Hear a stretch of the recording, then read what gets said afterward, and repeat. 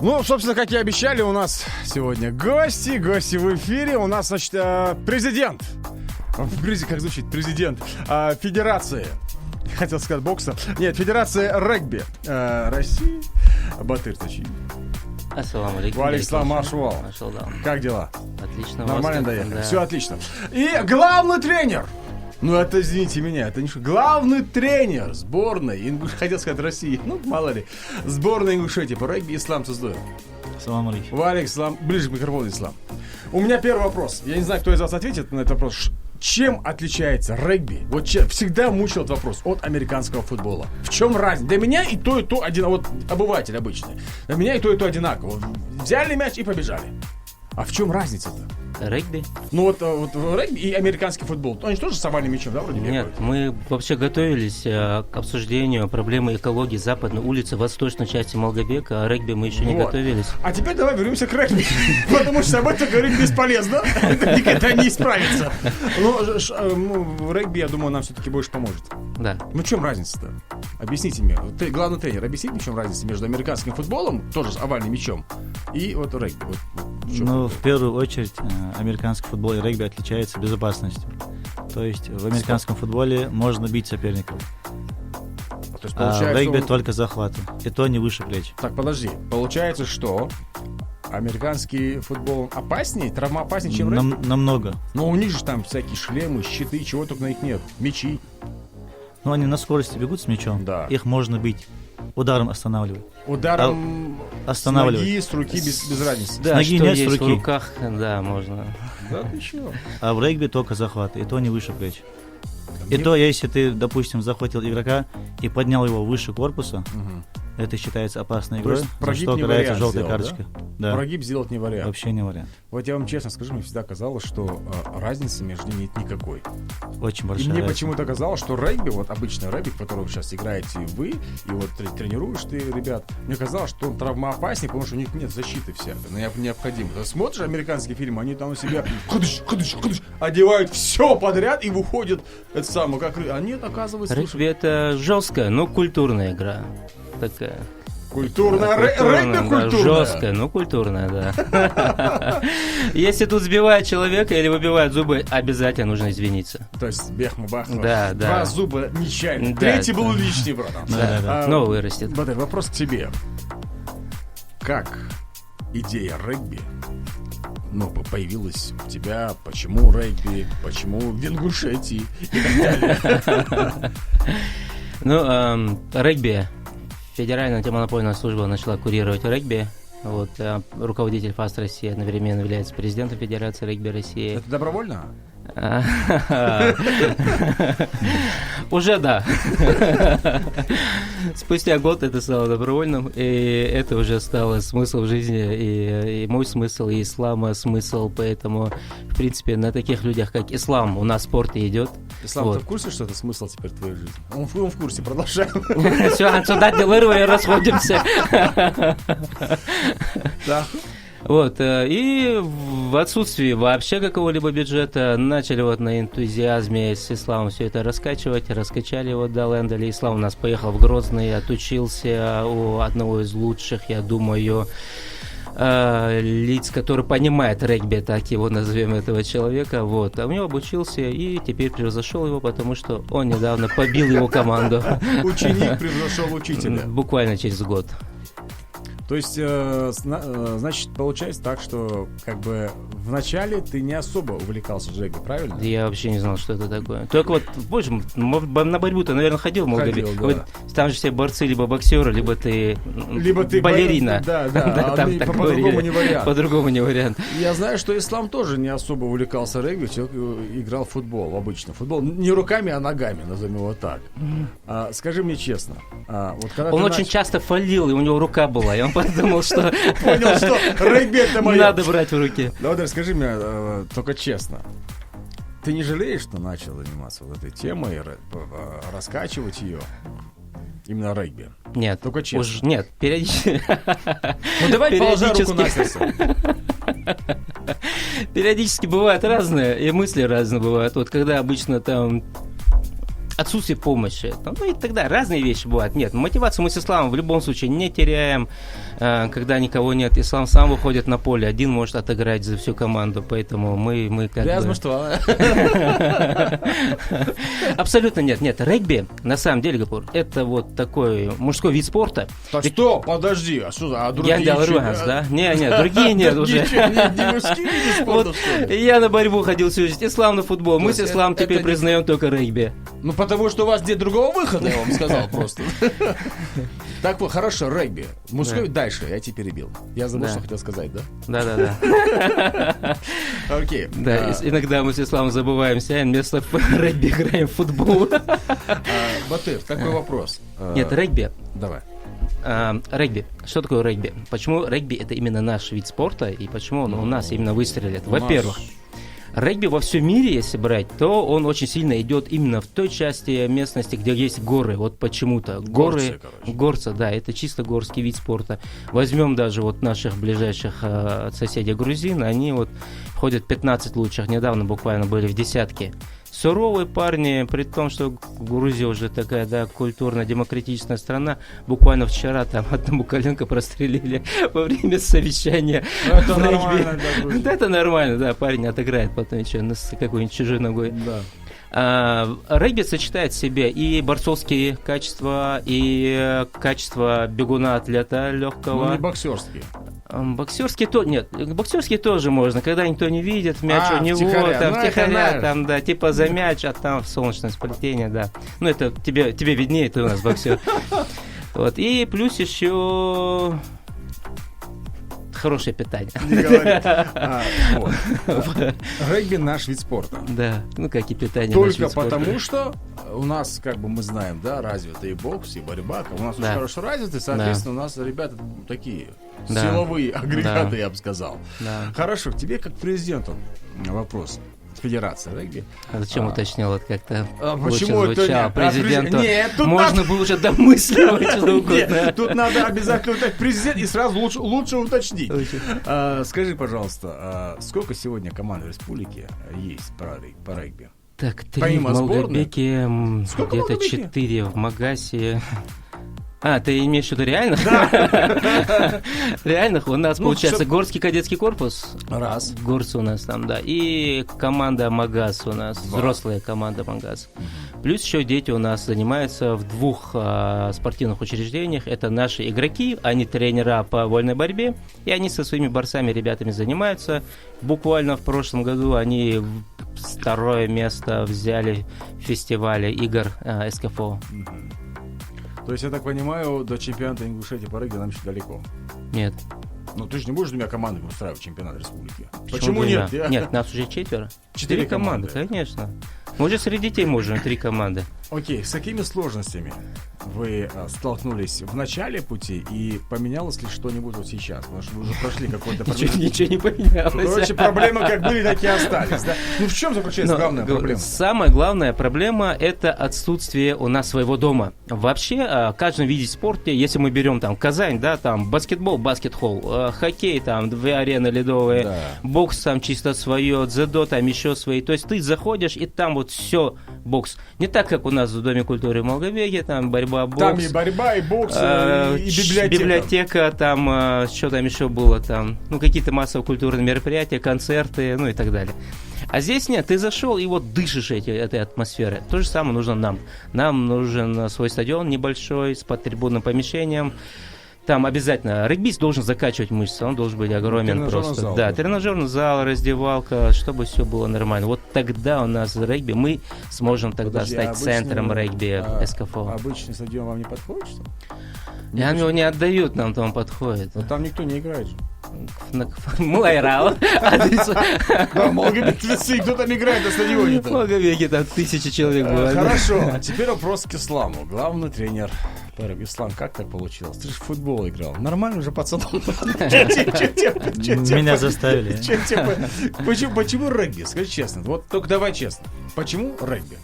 Ты же никогда не увлекался регби. Что такого произошло, что ты думал, да почему бы и нет? Говорю, вот прежде чем я сам ответил, я вмешаюсь опять. Я же президент. Имею право, да? Давай, Миша. Ислам у нас как бы, да, такой даже, можно, полупрофессиональный, профессиональный игрок в футбол. Он обучился этому, он в Ростове учился 5 лет, диплом получил. Все. Футбол — это футбол. Вот знаешь, что мне понравилось? После всего того, что он всю жизнь жил футболом, я вот у него спрашивал где-то полгода назад, и сам говорит, а что ты сейчас любишь? Не знаю, его побьют там коллеги или нет, футболисты. А он же регбист, он может броски делать. Да, он может пробежать.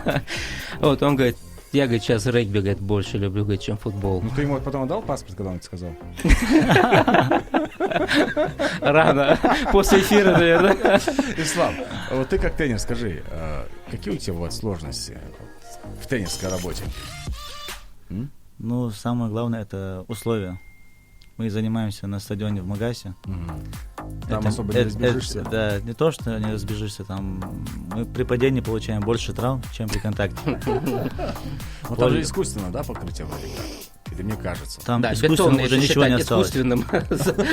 Покрашено, да? Там один бетон с песком и все. И все, да?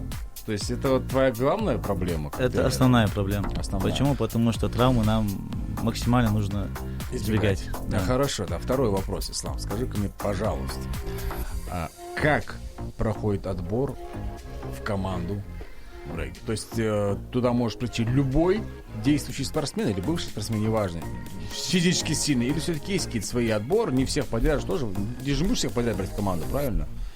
Есть же какой-то отбор, может, ты же на что-то смотришь, какие-то тесты, я не знаю, проводишь, скорость, сила удара, ногой желательно, а не рукой. Но это в любом случае это есть, но пока мы всем рады, хотим максимально больше людей собрать, чтобы была конкуренция. А так в регби очень приветствуются высокие, здоровые, желательно за 100 килограмм люди. Им же тяжело бегать бывает. Поэтому мы с вами начали. В Так, общем, на выносливость работаем, выносливость, да. конечно. Окей. От того, что человек высокий, здоровый, этого очень мало. Надо, чтобы он не бегал, чтобы он выдерживал весь этот темп. А скажи, пожалуйста, вот ты не похож на регбиста. Ну, Классический. я видел Слушай, сейчас Не, эфир я к закончится. тому, что я видел фотографии, да, как в нашей команде, там прям такие, знаешь, здоровые есть. Ну, Как там- ты с ними Но справляешься? там не все.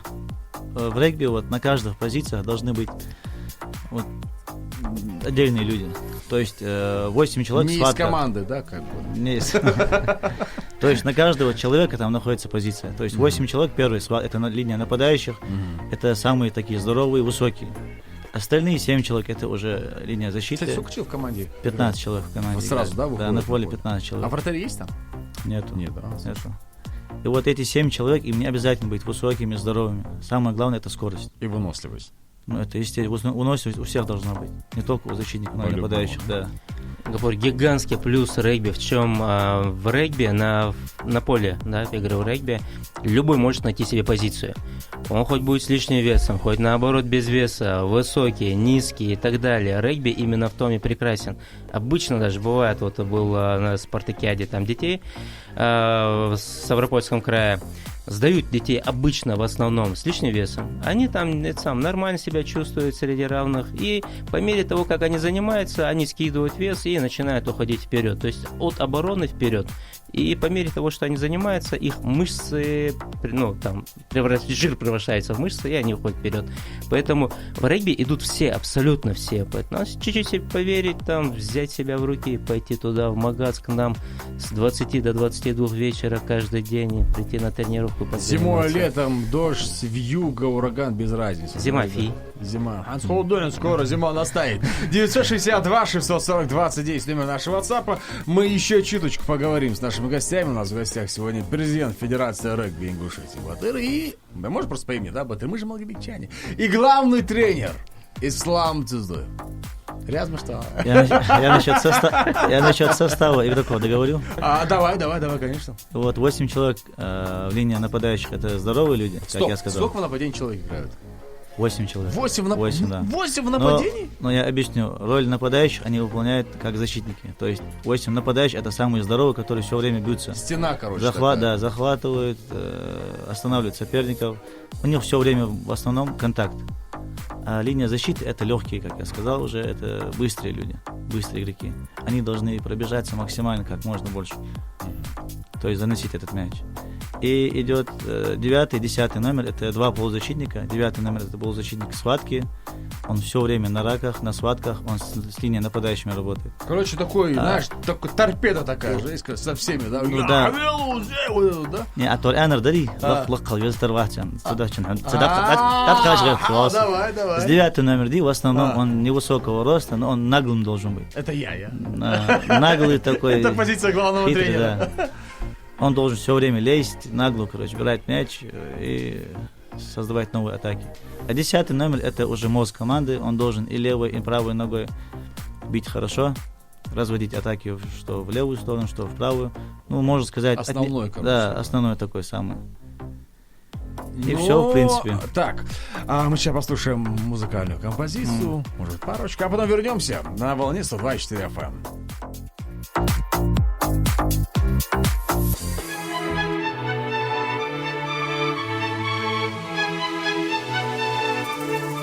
Cause it's a bittersweet symphony, this life. Try to make ends meet. You're a slave to the money, then you die. I'll take you down the only road I've ever been down.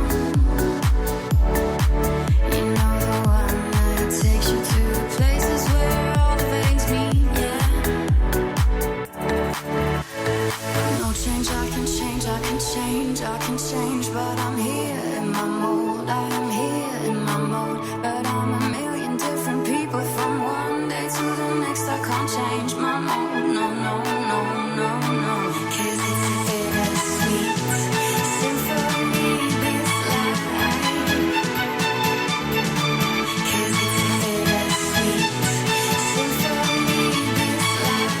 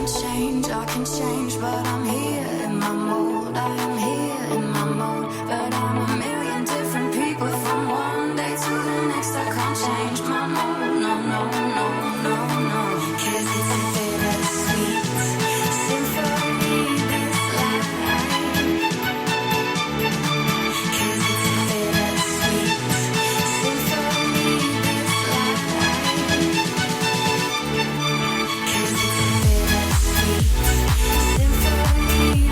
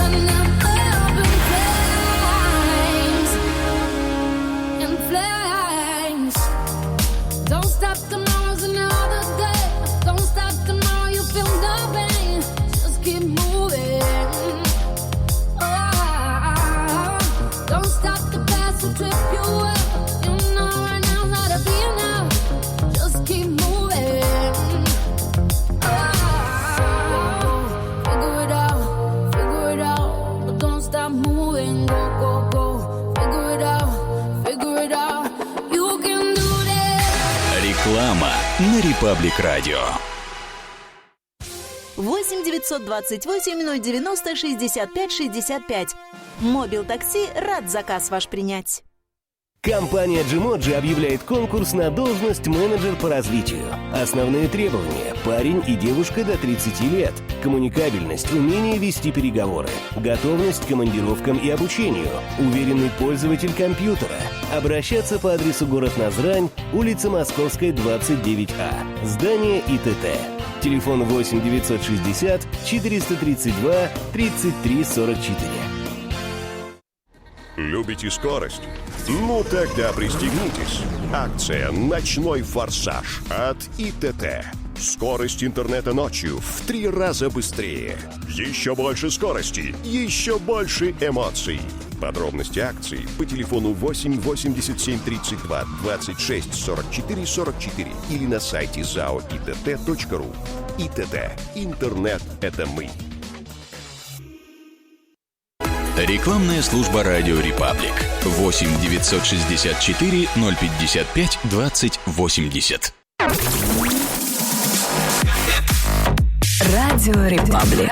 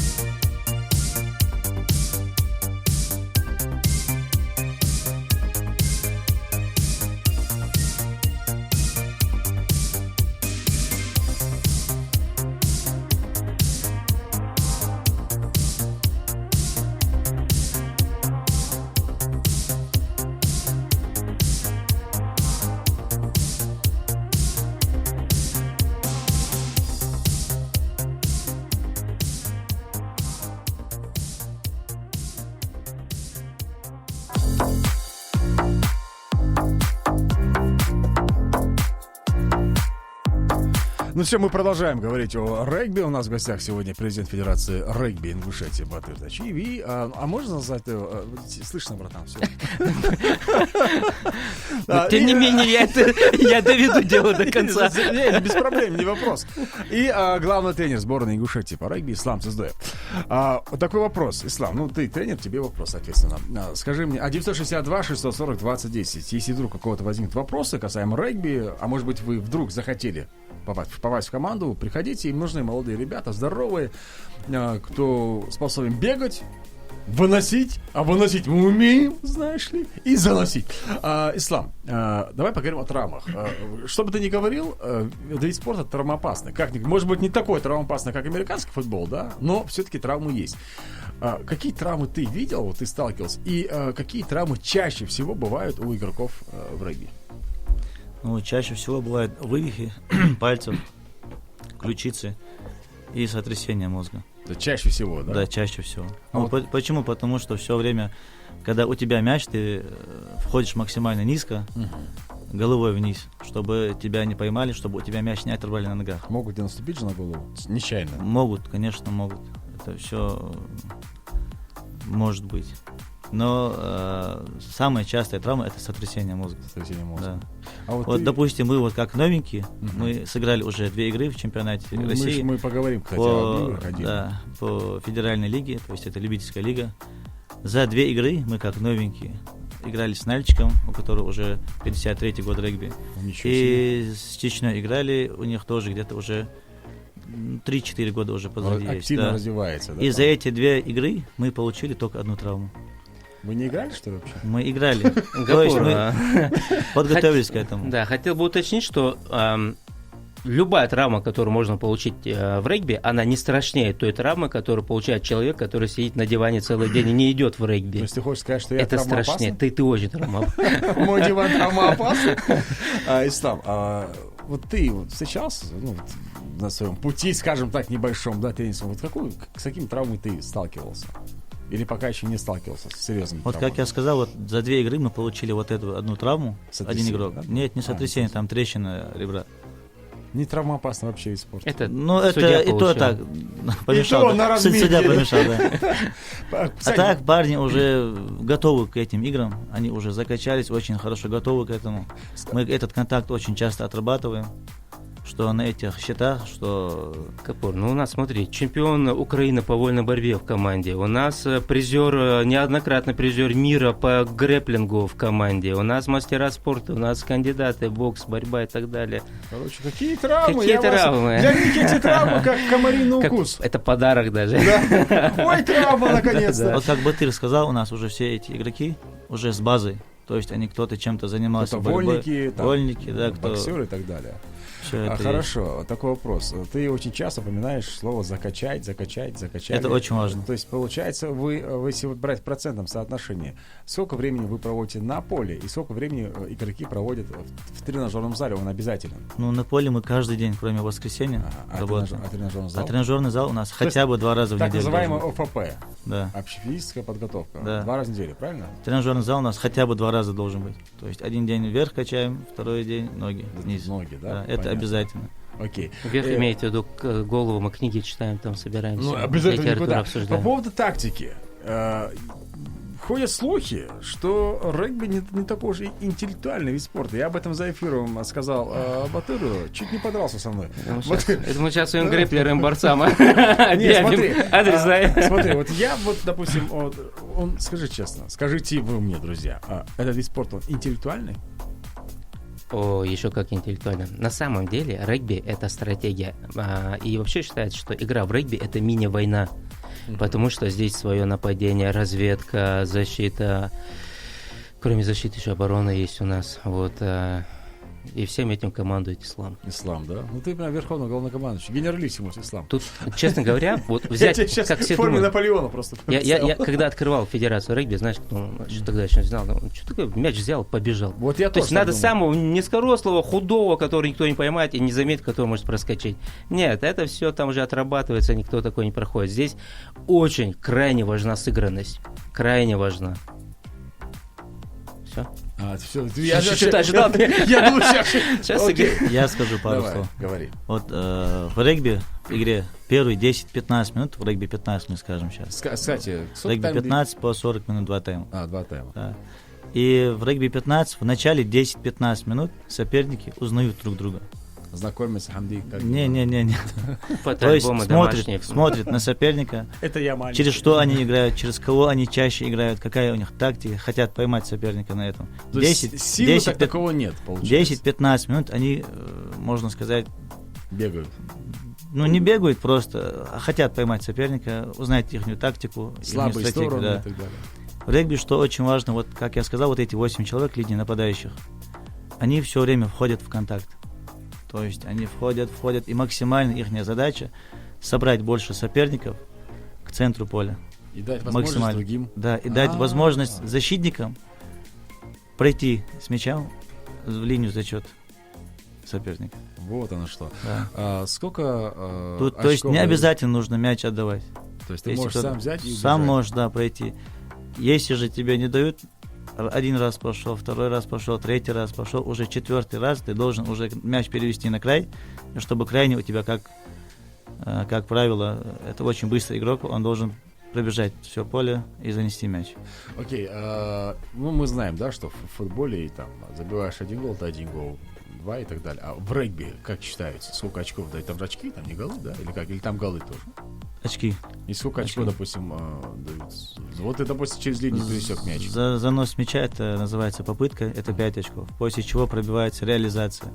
То есть, где у тебя было касание, где ты поставил мяч за линию, напротив этого идет 22-метровая зона. Ты можешь поставить или ближе, или дальше до этой линии и пробить с ноги по воротам.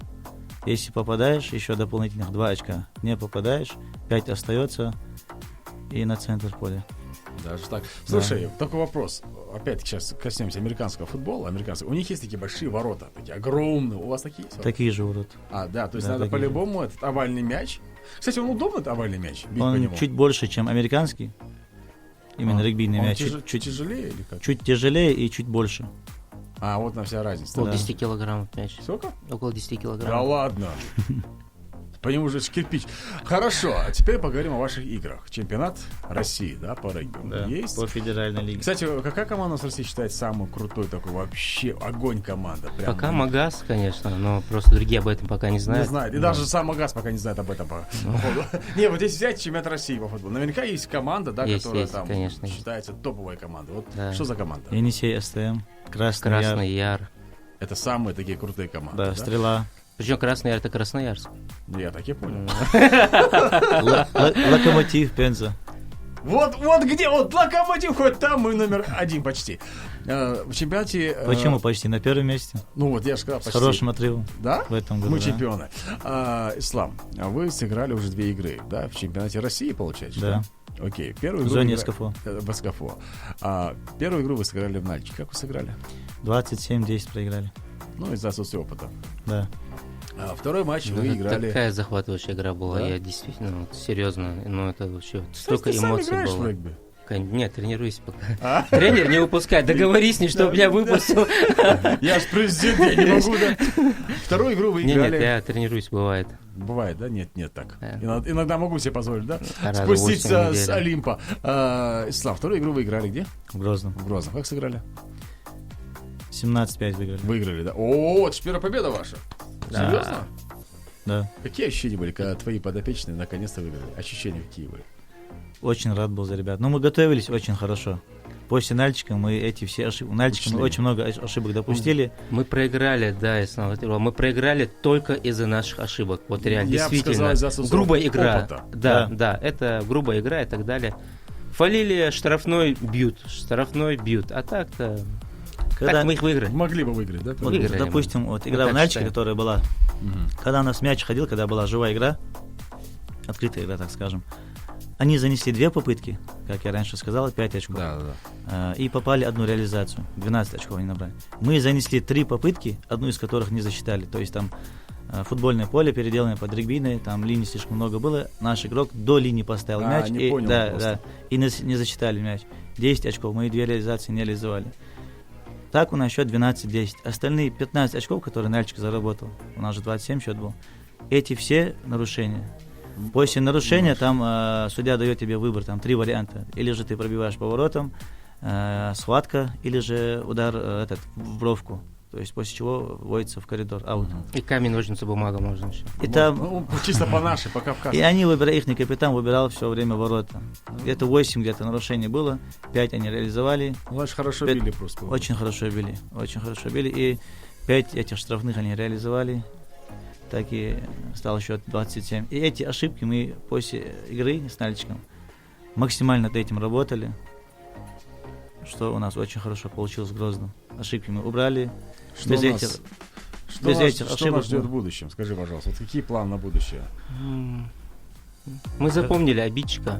Когда он придет к нам, мы собираемся с ним играть. Вот сейчас вот последний вопрос. Батэ, сначала к тебе. Какое будущее у нашего регби вообще в республике? Есть ли оно или нет? На самом деле, вот если серьезно, то если наши ребята встанут с дивана и придут на игру, у нас гигантский потенциал быть не только в России, там, да, в лидерах, но и в мире. На самом деле, я так и говорю, что это действительно. Если смогли грузины, почему мы не сможем?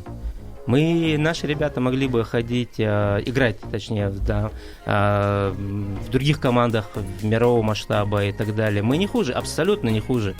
Значительно хуже. У нас есть характер, у нас есть задатки, у нас есть все. Просто нужно прийти на игру, попробовать хотя бы год и все, и начать выигрывать. А зарплаты очень хорошие, 100, 150, 200 тысяч, мы знаем, там в командах, которые так играют в высшей лиге. Мне понравилось, что сразу сказал, в командах, которые играют в высшей лиге, но не у нас. Ну, мы только начали. Да, ну, пожалей нас, мы только начали. Мы пока с игроков снимаем деньги. Значит, я так понимаю, будущее у регби есть в Ингушетии. Да, оно у нас замечательное. Ислам, что ты можешь сказать о регби в Ингушетии? То же самое, что и Батыр добавить. Единственное, что я добавлю, то, что немножко, если нам оказывали бы помощь финансовую, чуть больше, чем оказали. Смотри, аккуратнее, могут и этого лишить сейчас. Наши могут. Чего? Того, чего нет. Того, чего нет, как бы мечты могут лишить. Аккуратнее. Ты мечтаешь? Забудь. Они могут. Могут, да. В любом случае, мы надеемся, что будут оказывать помощь нашим регбистам. Это новый вид спорта для нас, абсолютно новый вид спорта. Я надеюсь, что наши парни, наши пацаны, вот эти качки здоровые, которые там будут ходить. Вам нужны ребята в команду в любом случае. Кстати, есть там скамейка запасных, такое понятие? Есть. Сколько человек на скамейке должно быть? До 10 человек. А сколько у вас сейчас? У нас? Да. У нас сейчас 25 человек есть. Не приходите, комплект да, есть полный. Не приходите, да, никто? Конечно, приходите, отбор-то будет в любом случае. Вот. Конкуренция в любом случае нужна. Так что, если вдруг у вас есть дикая... Вот если вот в тебе, дорогой мой друг, вот этот дур сидит, сила, приходи.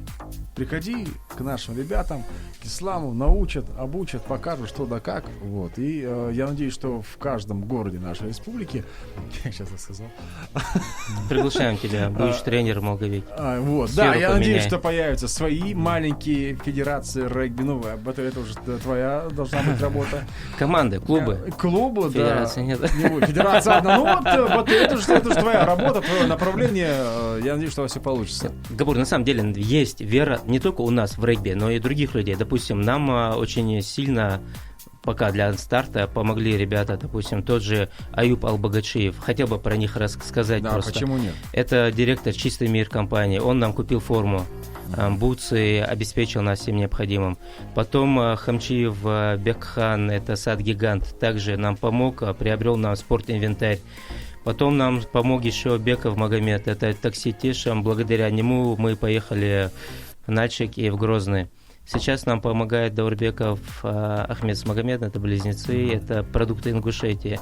Благодаря ним мы сейчас туда едем. То есть есть не только у нас вера, но и тех людей, которые видят нас, пришли посмотреть, да и в принципе знают наш характер и свой внутренний мир. Они верят в регби, помогают. И мы хотим сказать огромное спасибо. Я надеюсь, что и дальше будут помогать. Не только они, другие подключатся и будут помогать. Да. Батыр, спасибо тебе огромное за то, что ты эту тему начал в нашей республике. Это новый вид спорта. Будут сложности, безусловно, без этого никуда. Но я уверен, что характера у нас достаточно, чтобы пройти через все сложности. Да и кто против вас попрет, слушай, я вас умоляю. Ислам, Ислам, ну вот тебе хочу сказать. Красавчик. Да, я-то бахла. Вперед, только вперед. А у нас в гостях сегодня были президент Федерации регби Ингушетии Батат Ачиви. Кто? Главный тренер. Дело в том, что я Ислам была очень давно уже. Нашей сборной Ислам Цузер. А мы услышимся с вами очень скоро. Никуда не расходитесь, мы продолжим болтать, сходить с ума, в общем-то. Да, Рясул, благодарим вас за приглашение, за пропаганду нашего вида спорта, за пропаганду здорового образа жизни. Вот, я хотел сказать, мы самое за главное. здоровый образ жизни. Да, и за хороший юмор. От души, душевно в душу. Рясул. Мы вернемся. Да, Рясул, Малгабеки, Малвахчин.